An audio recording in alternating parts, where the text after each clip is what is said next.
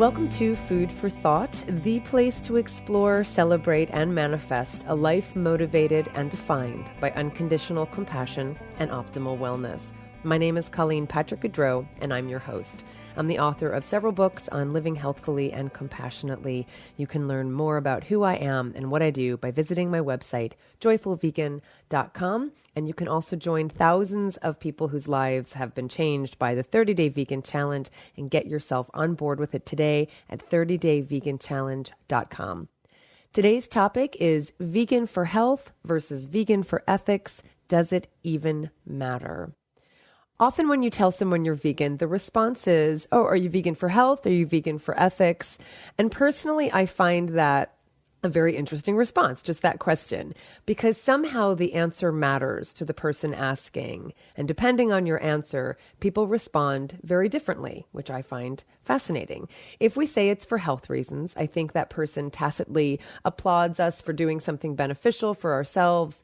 But if we say it's for ethical reasons or for the animals, I think it makes people feel threatened or judged because, as I've talked about in the past, a mirror is held up that forces them to look at their own choices. Frankly, I think most vegans will say that though there may have been one thing that sparked their desire to become vegan, they remain so for a number of reasons. And I find it interesting that there's an expectation that we have to choose one reason. I think the question itself is perfectly reasonable because most people aren't surprised if you say, well, I'm vegan for a number of reasons. But I also think that what they're really asking is, what was it that made you become vegan? What happened that made you make that choice? What motivated you to become vegan? And often people think about that as a single thing. So while I don't think we have to necessarily choose one reason, I do think the truth is that there's usually one door through which we walk when we make this change. And so, of course, the best answer to what made you become vegan is your truth. What I have a hard time with are people who say that you shouldn't necessarily say the truth because your answer might make people defensive or turned off, especially if your answer is, I'm vegan for the animals. And I think you know what I'm getting at here. I've heard people say that even though they're vegan for ethical reasons, they're more comfortable just saying they're vegan for health reasons up front because people react, I'm quoting people who say this, people react better to that than if you say that you're doing it for the animals. Well, I know you're not surprised that I disagree with this. I disagree with saying you're vegan for health reasons if your reason for being vegan is for ethical reasons, or if that was your initial motivation. I disagree with this because A, if you're saying something just to please someone else when that's not really your truth, then that's not authentic, and I have a problem with that. And B, I think when we do this, we're projecting our own fear or past experiences onto this completely new, different person. Just because someone else has reacted one way in the past, how do you know how a totally different person is going to react? Now, I believe in open communication. So if the truth is that you're vegan for the animals and health, then say it. If the truth is that you're vegan for the animals, then say it. And if it's for health, then say it. Just don't say something because you think it will be more palatable for someone.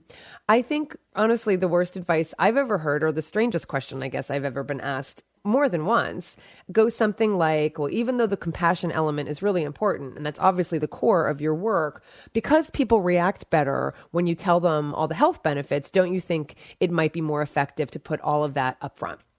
I'm sorry to say, but people are kind of selfish, so they might be more open to hearing about how they'll benefit health-wise rather than hearing about the animals. Then when they make the change, animals are helped anyway because that person's not eating them. So in the end, it's a win-win situation. But they might not be inclined to make a change if all you talk about is compassion. Okay, that's a long way of saying all that, but that's kind of the version of what I've heard. And I have something to say about that.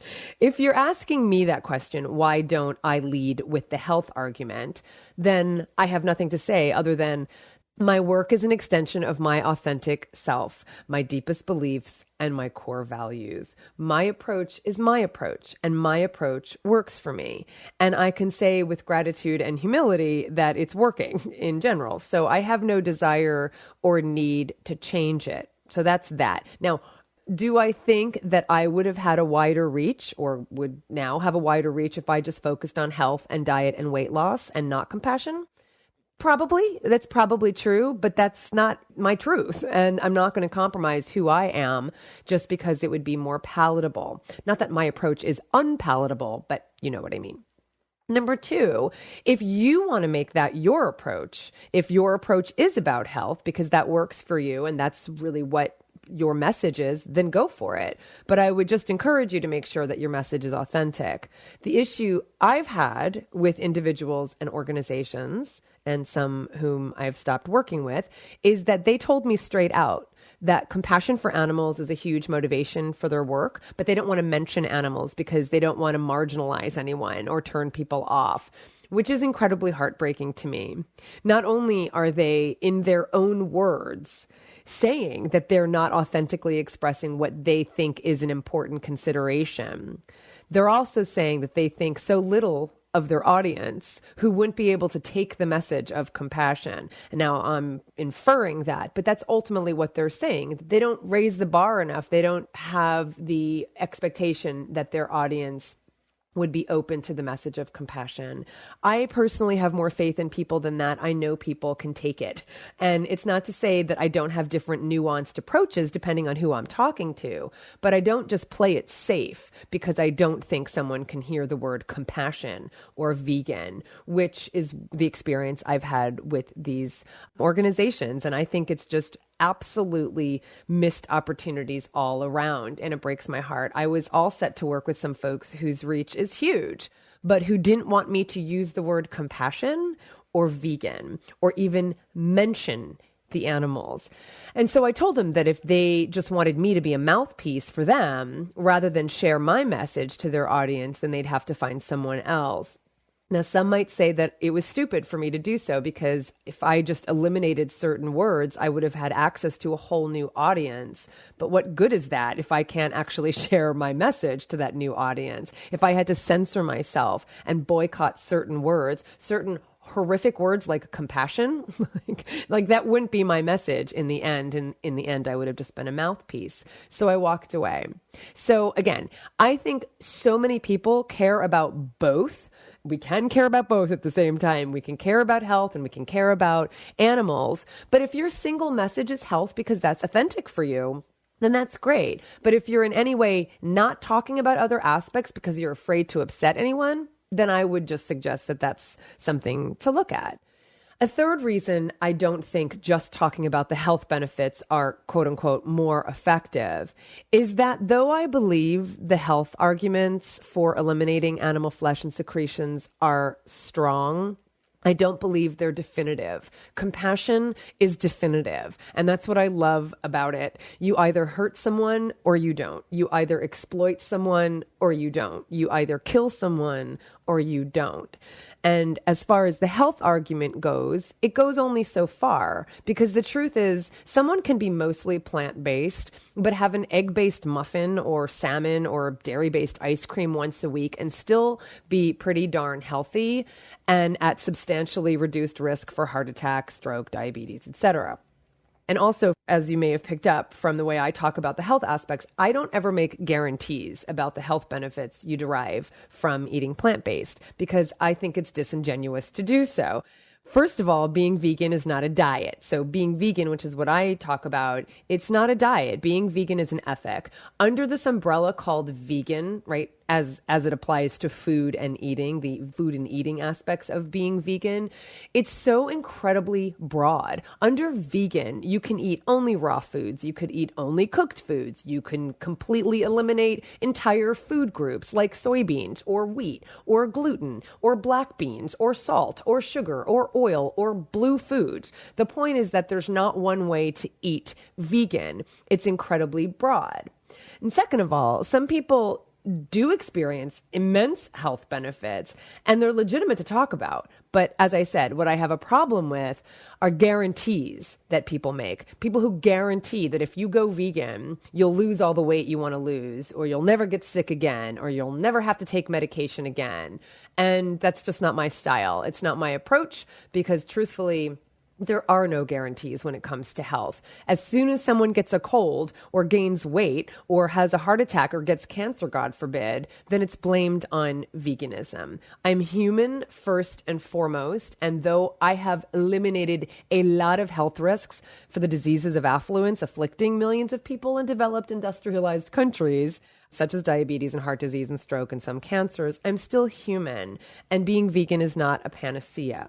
Now, I want to make a caveat. I want to be clear that I'm thrilled by the health benefits people experience when they eliminate meat, dairy, and eggs from their diet. It's real. These are real benefits.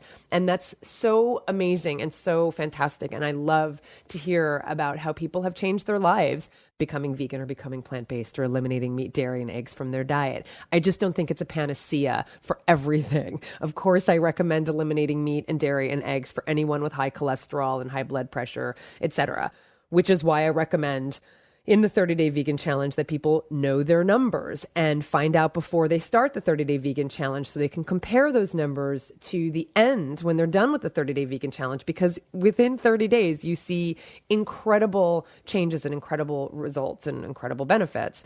So I'm just simply saying that we can do so much to improve our health eating a plant-based diet, but I couldn't definitively state that having a chicken sandwich once a month would gravely impact you. Compassion, however, is a different story. I could absolutely and definitively state that if you have a chicken sandwich once a month or once a week, it gravely impacts the chicken. For all the accusations about veganism being rigid and dogmatic, for me, of course, it's not rigid and dogmatic at all. It's very clear. It's very consistent. There aren't degrees. There's imperfection in that there are some things I can't control. But as far as living compassionately, I can guarantee that by not eating animals and their secretions, I'm doing everything I can to not hurt them. I can guarantee that.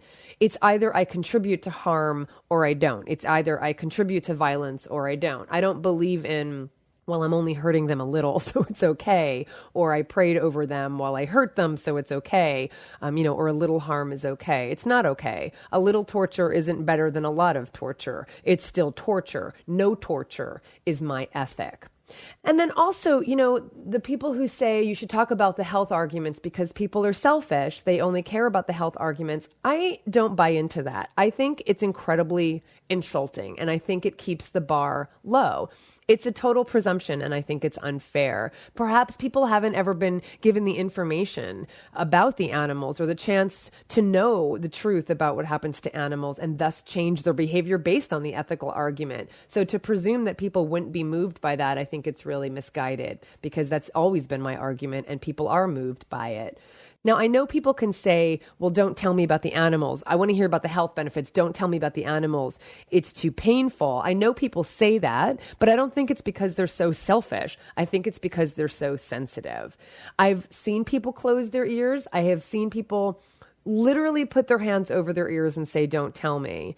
And when I've been in that situation, I've been known to gently say, well, just because we close our ears, it doesn't mean it's not happening. Or I did that too. And I know how hard it was to learn these things. But once I learned it, it was so liberating and what have you, right? Sometimes all you need to say is something gentle to coax them into being open.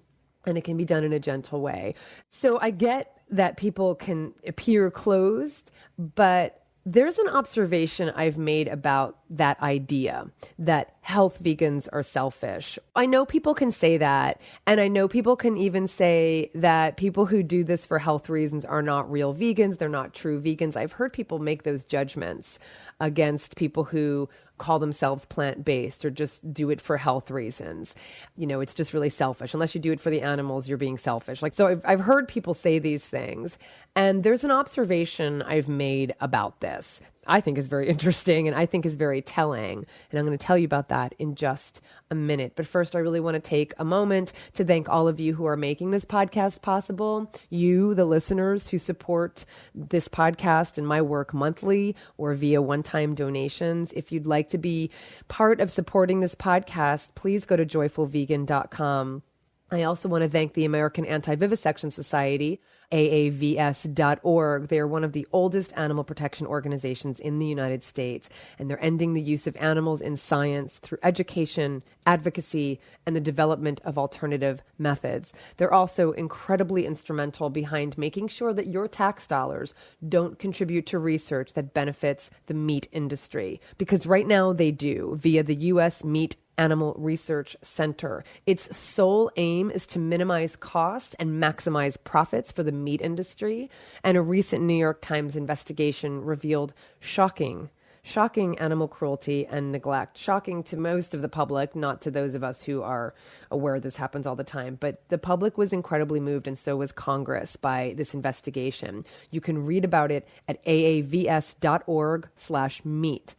This takes place because there is no federal law protecting animals used in agriculture research. The Animal Welfare Act specifically excludes cows, pigs, and sheep from coverage when used in agriculture research. And only Congress can stop this horrific animal suffering. In response to this cruelty, a bipartisan bill was introduced in Congress, the Animal Welfare in Agricultural Research Endeavors. It's called the AWARE Act. That's the acronym for it, the AWARE Act, the Animal Welfare in Agricultural Research Endeavors. It will amend the Animal Welfare Act to include protection for animals used in agriculture research at federal labs. Please contact your legislators now and ask them to support the AWARE Act. The bill is steadily gaining support in both the House and the Senate. But as you know, once these kinds of investigations or any kind of horrific thing happens, people are moved to stop it. But as time goes by, it stalls. So we need to contact our legislators right now and ask them to support the AWARE Act. Go to aavs.org. Find your legislator, send them a letter, just ask them to support the act, and you can be part of changing this for animals at the federal level. So thank you to aavs.org. And thank you to all of you listeners. We have a new listener supporter in Carita Erickson and Carrie Doyle, who upgraded her patronage. Thank you so much to both of you. Please support this podcast by going to joyfulvegan.com. So this observation I had, I'm not even sure what to do with it, but there's something there for me. There's something there because people who are vegan for health reasons are selfish because it's not about the animals. Well, okay, it's true that they're doing it for themselves, but if they were so selfish, they wouldn't cheat on themselves, right? It's as if there's something missing that compels them to not cheat. And it's not self-preservation, because if they were so selfish, if they were so self-filled, they wouldn't ever do anything that would potentially cause them harm. So there's something else happening there. And I think there's something to unlock there. So bear with me. Studies and surveys indicate that people who are vegan for ethical reasons tend to be more committed and never cheat. Well, why? Well, we can definitely say that once you know what the animals go through, you never want to contribute to that again. Once you have those images in your mind, it never goes away. Those images never go away. And that's motivation enough to never eat animals again. It's a very powerful motivation, and it's driven by empathy, not self-preservation. Now, I think that's really interesting. We often talk about how strong our instinct is to survive, but people do things all the time that compromise their health and their lives, right? I mean, excess drinking and smoking and, consuming animal products that they know are harmful. But check this out. Some really interesting research is bearing out that empathy, or even more specifically, awareness that someone else suffers because of your action. So it's not even that you're empathizing at that moment with someone who is just awareness that someone else suffers or would suffer because of your actions is the most motivating factor when it comes to behavior change. I read about this research a few years ago, and it was so validating for me because I felt this on an anecdotal level, on an instinctive level. But when I heard about this research, I just thought this is exactly the kind of thing that needs to be talked about in relation to stopping eating animals. Now, I'm having trouble finding the exact study. So if you are listening and you are good at research, please help me out. Contact me, because I think there's a key here. The study focused on behavior modification and what was most successful when it came to people stopping something like smoking. and more importantly, remaining stopped. That was the key.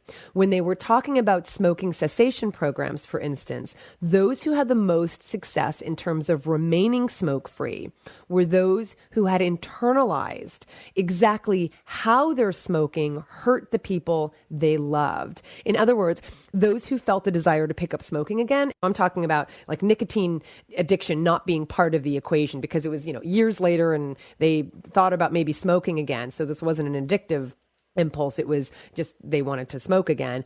But what stopped them was the thought that their daughter or their son, someone close to them, would lose their mother.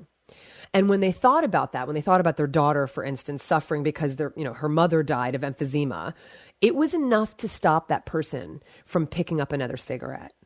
And I think this is so interesting because I think that's what's going on for those of us who stop eating animals for ethical reasons, or perhaps you stopped eating animals for health reasons, but then the switch goes off around the animal issues. And that's when people say, I was vegan for health reasons and I was really enjoying it. But when I realized what the animals went through, a switch went off and I will never go back to eating animals again, right? So there really is a difference between when you do it for health reasons and when you do it for ethical reasons. And I think it's the awareness of someone else suffering because of you that keeps you from eating another animal or animal product. And that's why I talk about in the first stage of the 10 stages of what happens when you stop eating animals. That's why I talk about how I think it's important to revisit those images or those facts, the video, whatever it is, every once in a while about what happens to the animals. Because I think if you get away from them too much, you can forget what moved you in the first place and you can forget about the suffering that the animals are enduring. And so you lose that motivation, you lose that memory, you lose those images. And you can convince yourself that you can go back to eating them again. So I think it's really interesting. I absolutely do think there is a difference in terms of commitment or longevity. And I might say ease, when you're vegan because you don't want to contribute to violence against animals. It's just not an effort at all. You just know that someone's suffering because of you or would suffer because of you. And it's just not even an option. So I think that's very interesting. I really do. One other thing I think is interesting about this health versus ethics dichotomy is a dynamic I've seen a number of times. Maybe you have too. And I think it's worth mentioning. Let's say we've been vegan for a while and we're clear that we're vegan for ethical reasons, for compassion.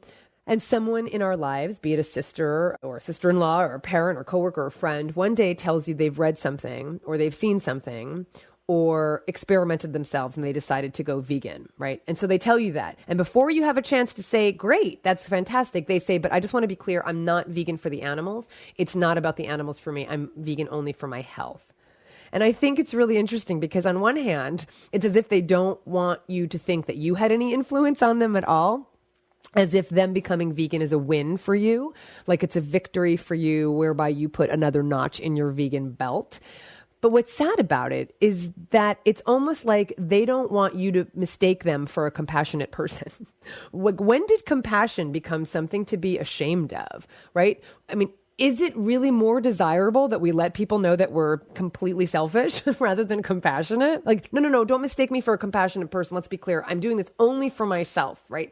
And that's, I think, where people can start to say, well, if you're saying that, then that's selfish. Okay, it is what it is. I mean, if that's the truth, fine. But what does that really mean? For me, what it really means is that they're blocking off a part of themselves and they're closing off their heart. And that's ultimately what I think is problematic. Not that someone's just being selfish. Okay, whatever. You want to just judge someone for being selfish. What are the consequences of that? Especially if someone's not eating animals. If they're not eating animals, that's great, because the bottom line is we just need people to stop eating animals so that billions of animals aren't suffering. So, okay, you want to call them selfish, you call them selfish. But what's underneath that? Like what's underneath that? And for me, what's underneath that is if we're not living unconditionally, compassionately, and we're blocking off a part of ourselves and we're closing off a part of our hearts, then I think there are consequences in terms of how we just operate in this world with each other, in our communities, towards other people, towards other beings. And so that's what I, would caution people against. So I do think it's sad that people want to make sure that they don't appear too kind or too compassionate or too nonviolent. Or is it that they're afraid of appearing too vulnerable? I think that could be it as well. They don't want to appear too sensitive. I think also some people fear that others will project their own stuff onto them and presume they're going to be a pushy vegan or a self-righteous vegan. That if somehow you say you're vegan who cares about health, you're not going to preach to anyone. But if you're vegan who cares about animals, then look out. Look out, world. Here comes the self-righteous, holier than thou, ethical vegan. And I think people project that. And so they choose to not identify as that. And I remember my friend Michael, my dear friend Michael, who you've all heard about. And if you haven't, he was a very dear friend of mine and my assistant who died very tragically in 2011. And we miss him very much. And I remember when Michael told me his story of awakening, and his story is in Vegan's Daily Companion. He said that when he became vegan, he really did do it for the health reasons. And when he said it out loud to people at parties, when he said, I'm vegan, they would roll their eyes or whatever, something in response. And Michael, internalizing that reaction, would quickly say, no, I'm not that kind of vegan. I'm just doing it for my health. So he was obviously reading their concern or judgment that if he said he was that kind of vegan, which I presume means the ethical vegan who actually cares that people know what happens to animals, then people would have been turned off. So I get that there's still a social stigma around ethical veganism that's very real for people. And I think we just have to understand that. But the only way we're going to smash that stigma and crush that stereotype is to say it out loud and say it proud that if animals are in our hearts and compassion is awake for us, then we just need to express that. Part of Michael's story was that listening to my podcast is what opened up his heart to compassion for animals. And he soon became a joyful vegan who had no qualms about saying he was vegan for a variety of reasons, including the animals. So we just need to be authentic. We need to be authentic about our own story and our own experience. And that's what then we would express to the world. We need not be afraid of our compassion, and we need not be afraid of what people would think because we're compassionate. We should be afraid of what people would think if we weren't compassionate. Compassion isn't something to be afraid of. Lack of compassion is. Now, some of you have also asked me what my thoughts are on the whole plant-based terminology that has become very vogue, where people choose to say I'm plant-based rather than I'm vegan. And I totally get why people make this distinction. And I think it enables people who haven't yet become aware of the issues related to animals to stop eating them and not create false impressions about who they are and what they care about, right? I think it makes total sense. Some people stop eating animals and animal secretions totally for their health, and they're not aware of how deeply animals are exploited in other ways in our society. But I do believe that once a window opens ever so slightly, it has the potential to continue to open. But I've seen this judgment against people who call themselves plant-based. Well, they're not really they don't really care. I mean, actually, I see the judgment against people who call themselves vegan, but are really only plant-based because maybe they're still buying leather or they don't understand the other animal exploitation issues or what have you. And I also see judgment against people who call themselves plant-based just because vegans don't like that there's this new thing called plant-based. Like, I've seen both. Let's just take a step back and understand what's going on. So I would rather people say, I'm plant-based rather than say, I'm vegan, but I'm not that kind of vegan, right? Because when you say that, you're owning and disowning at the same time, and you're making it sound like there's something really wrong with being vegan. So I do think many people have a problem with the word vegan, but it's not because there's anything wrong with the word itself. It's because there's so many misconceptions around its meaning. But plant-based creates a definition that people understand because it means something specific. It means I am not eating animals. My diet is plant-based. I am consuming plants. I'm not eating meat, dairy, and eggs, even though I understand some people who call themselves plant-based. It's based. It doesn't mean that they've eliminated animal products completely, but still, plant-based says something specific, just as vegan means something specific. And I like what it means for me. I identify as vegan because it's a succinct way of saying I removed all the barriers to the compassion that had always been inside of me. And because veganism isn't a diet, but rather an ethic, all of that is characterized in that one little word. Well, the same goes for plant-based, because it does describe a diet, a way of eating, and I'm glad people can express themselves in a succinct way that characterizes who they are. Now, it would be disingenuous for me and inaccurate for me to call myself plant-based, because it's beyond that for me. But I have no problem using the phrase plant-based to refer to food or meals or recipes. Do you see the difference? So I'll talk about a plant-based diet. I'll talk about plant-based foods, a plant-based menu, a plant-based recipe, what have you. But in terms of me identifying as someone who's plant-based, that's not authentic for me, but it might be authentic for someone else. Frankly, I don't care how people label themselves. Anyone who eliminates animal products from their diet is making a positive contribution to themselves, to the planet, and certainly to the animals. I also know that when you begin this journey only for health reasons, quote unquote, you become open to and aware of all of the many other ways we exploit and hurt animals. And what was once a dietary choice often becomes an ideological one. I just ask that people remain open and never say never. Embrace the journey that encourages us to be humble, to learn new things, to become better people. That's the whole point of being human. It's the beauty of living and growing and choosing and learning. We can make new choices and better choices and more compassionate choices once we know better. We just have to be open, and we have to be open to the compassion that's inside of us. I would just caution anyone who tries to block it off to be aware of what they're doing, because I know that the problems we have in this world aren't because we have so much compassion that we don't know what to do with it. The problems we have in this world are because we're not living according to our own values of compassion and kindness. And that's my hope. My hope is that each of us reflect in our daily choices our deepest values and speak up for those values authentically and joyfully. Thank you again for your support, everyone. Thanks to AAVS for their support. Please visit the American Anti-Vivisection Society at aavs.org for the animals, both human and non-human. This is Colleen Patrick-Goudreau. Thanks for listening.